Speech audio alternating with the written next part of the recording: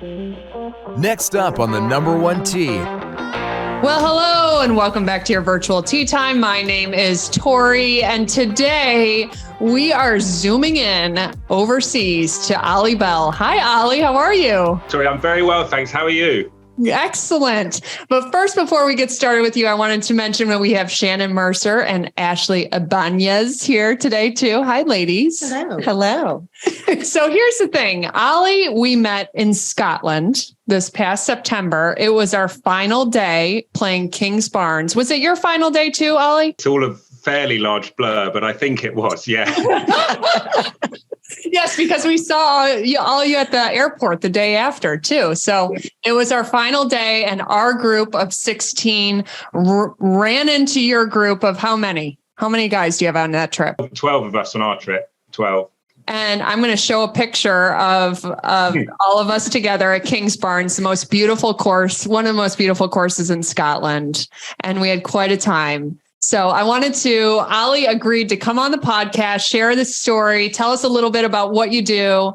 So I was like, why not? Why not? But we had to have Shannon and Ashley here too, to talk about the occasion also. Oh, so. For sure. I actually wore the Kingsbarns hat in honor of meeting Oli and the crew.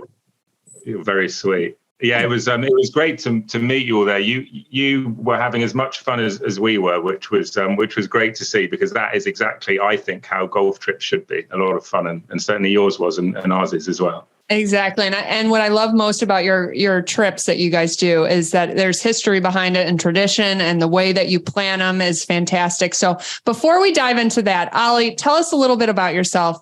What do you do? Tell us about the infamous Oli Bell. What's going on over there?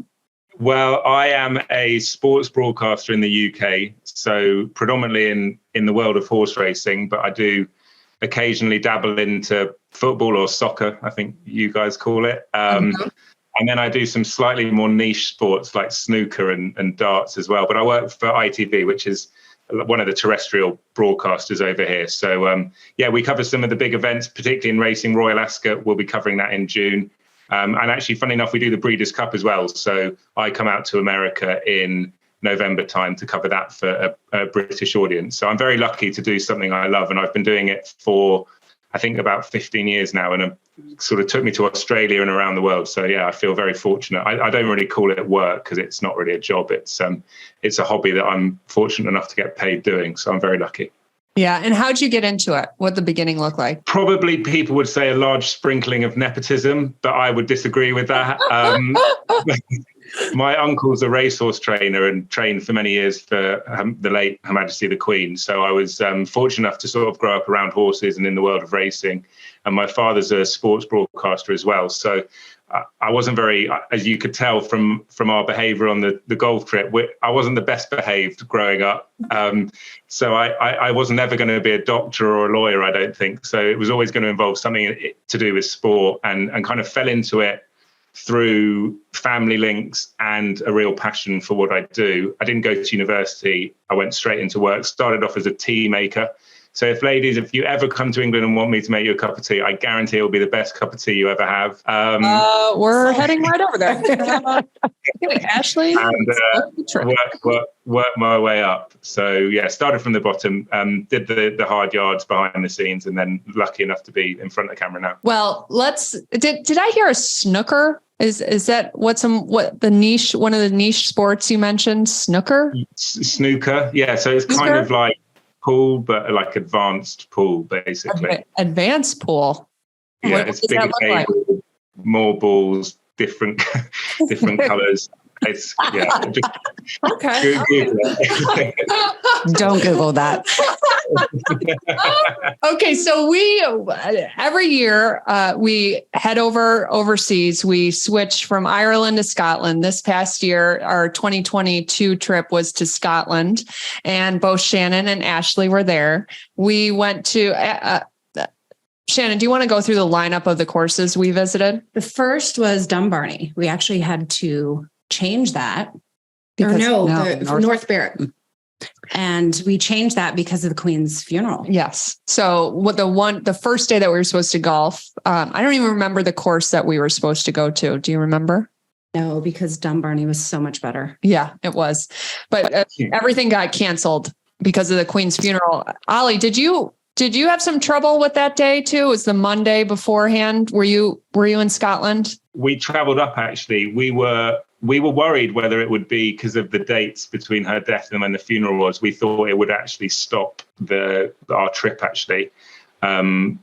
But I don't want to say fortunately, because it's very sad that we lost Her Majesty the Queen, but it happened on Monday. So it meant, I think we travelled up on the Tuesday and then Wednesday, Thursday, Friday, and travelled back on Saturday. So we kind of missed it by a day, basically. But you were in the middle of it. So Shannon, finish up our lineup. So it was North Berwick.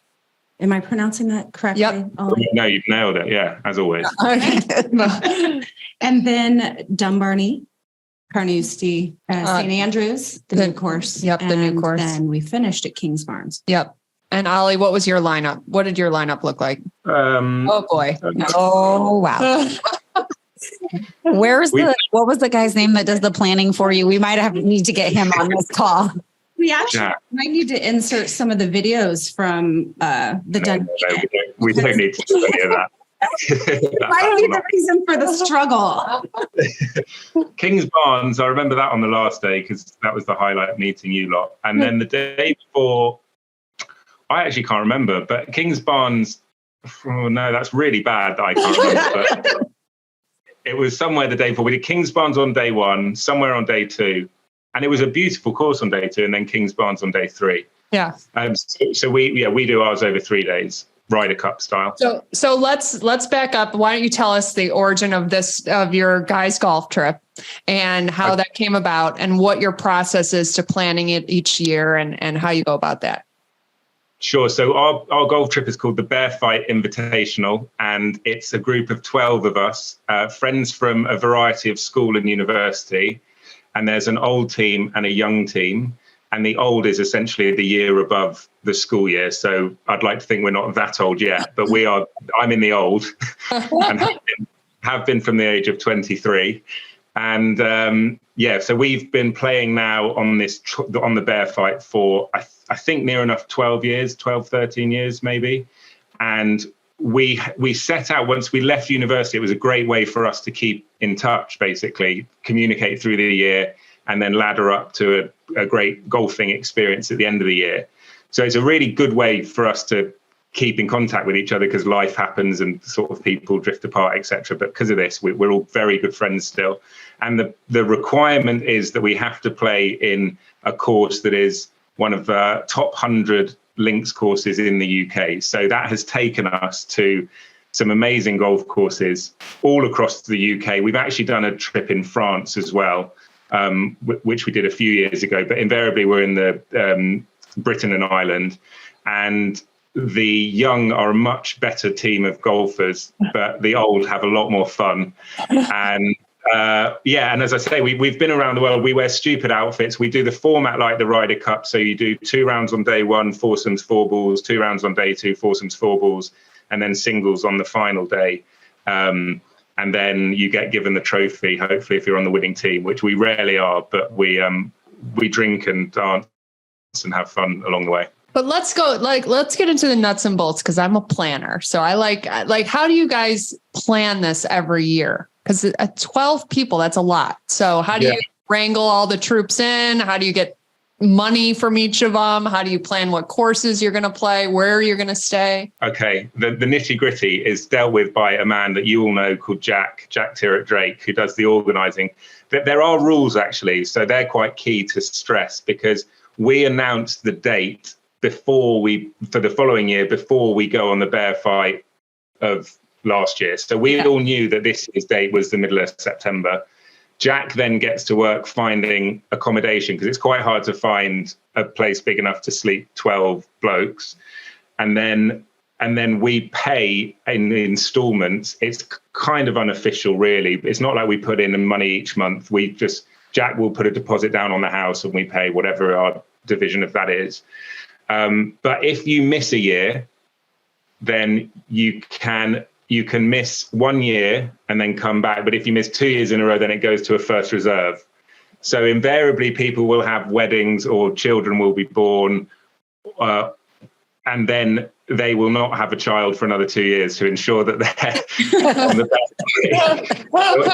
All of our children, well, not that I have any, but a lot of the lads do have children now. They are all weirdly spaced 2 years apart.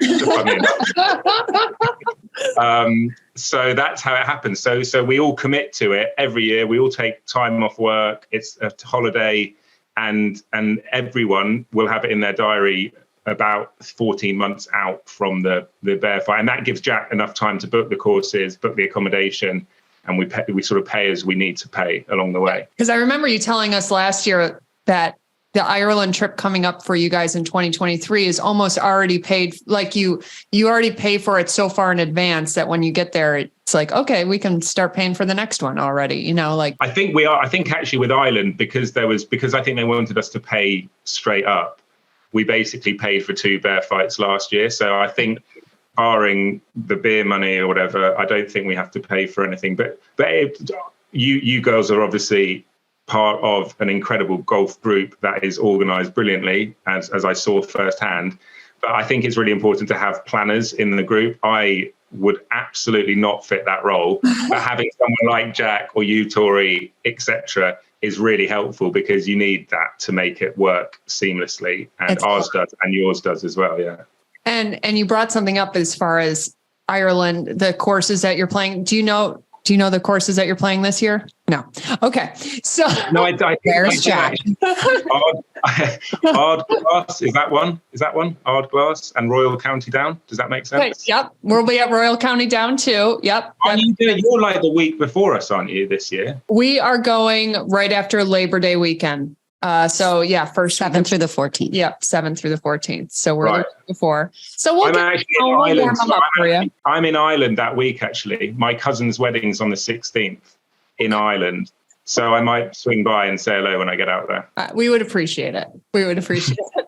Anyway, but you brought up that they wanted everything up front. And, you know, that when you're booking these tee times, that's common. You know, okay, fine, we'll book these tee times, but you're paying upfront, non-refundable, they're yours. And I don't think a lot of people realize that. It's quite a challenge for Jack, because there are people with different incomes, basically. And obviously we want to play the best courses, but that comes at a cost.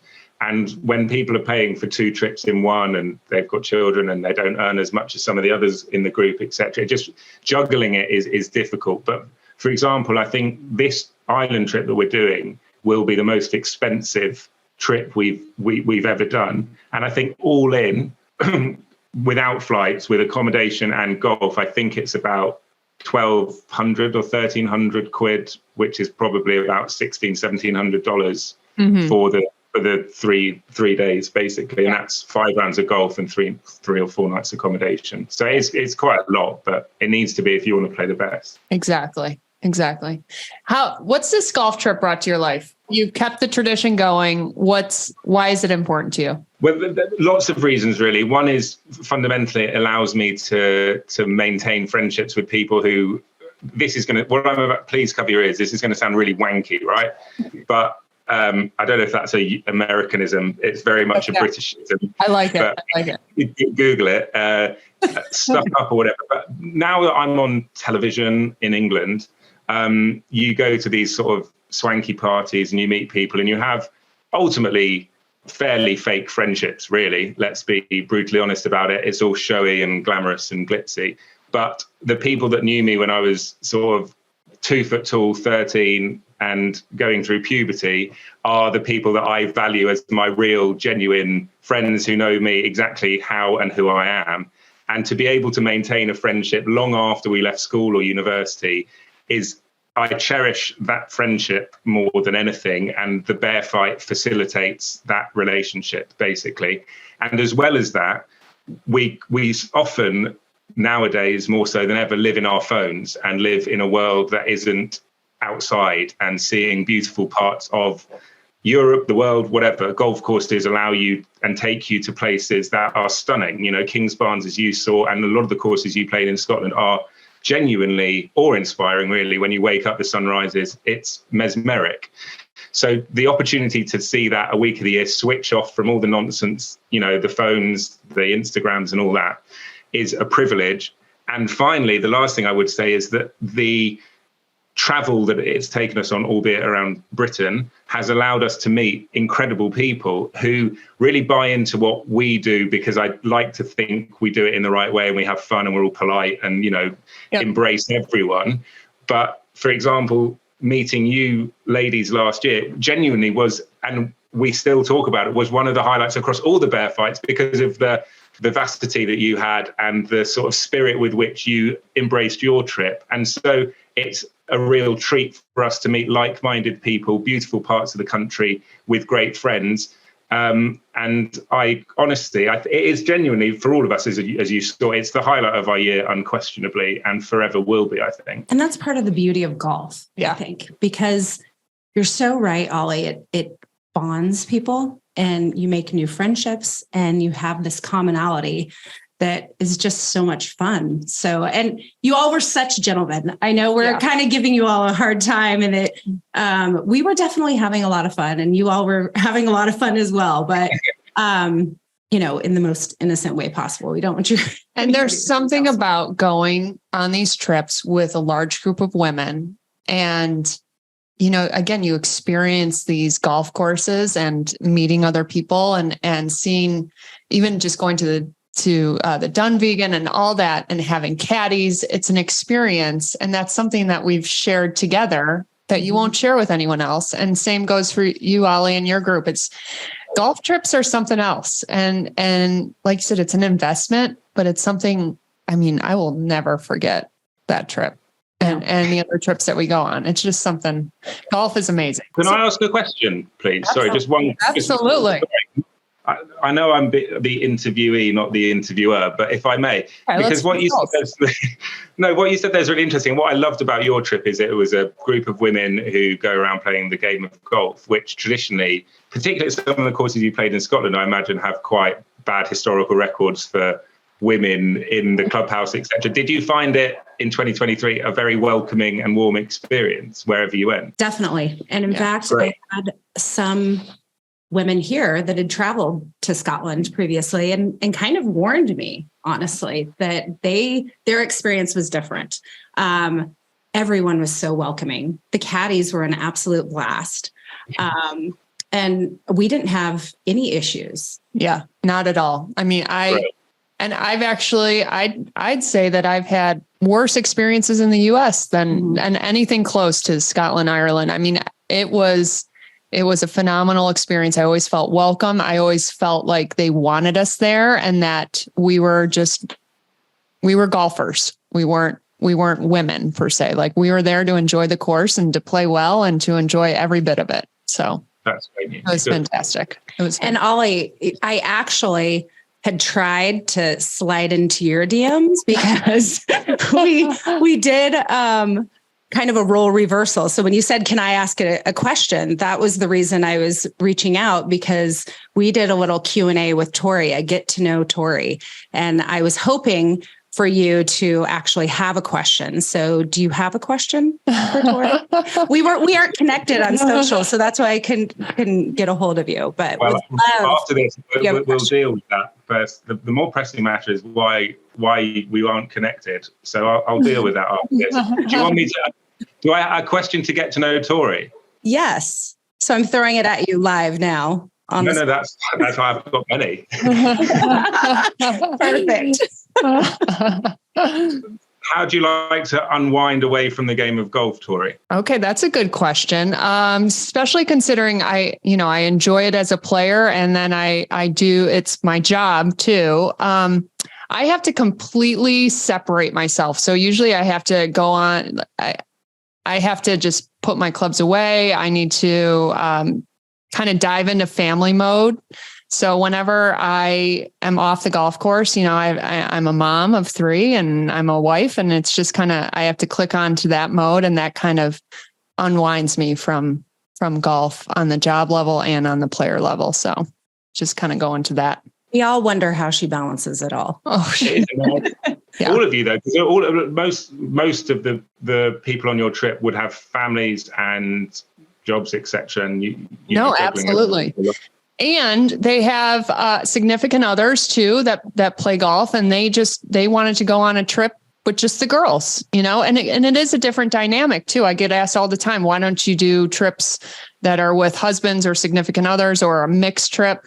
It's different. It's a different dynamic. We want it to be all girls, and we have such a blast. And there's a time and a place to go on golf trips with your significant others or have a mixed event. But for this, you know, and I'm sure you would agree too. I mean, you love the companionship of women, Oli, I'm sure. But at the end of the day, this is a guy's trip and you guys embrace it. Yeah, I think I'm the only single man left on the trip though now. We started off, I think, probably about 8 of the 12 were single, and now I'm the last man standing. So I think it's probably about time I got a girlfriend. There was the sort of self-battle that I had to be the last man standing. Now I'm there, I think I can retire. So maybe you don't even have a girlfriend yet, Oli? No, I'm terrible. I'm all, as you can see, I'm sort of a shit Hugh Grant, really. I stutter my way through life, and I'm not anywhere near as attractive as him, unfortunately. But I will keep trying, girls, and maybe next time you see me, I will be loved up and maybe a baby on the way, which means I miss a bear fight. I love it. Okay, one last question for you. So how's your golf game? And do you like, how is your golf game? How are you as a golfer, Oli? I'm okay. My handicap is 7.2. Okay.